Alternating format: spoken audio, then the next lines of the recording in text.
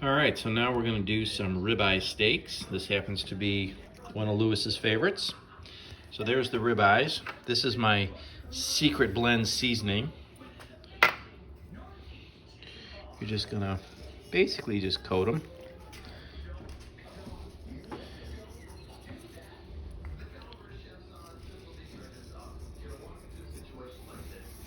You want to rub it in. You got to get it down into the meat there.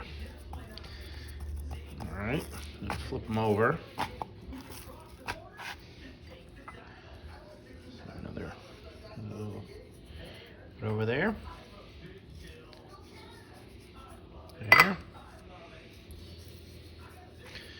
Smash that in there.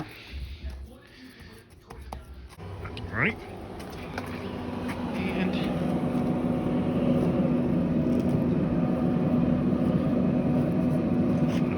put them on there. I'm gonna go ahead and set this for 275. I'm gonna let those go till they get to be about 130 degrees inside. All right, I think they're done. So I'm gonna take them out, put them in their resting pan.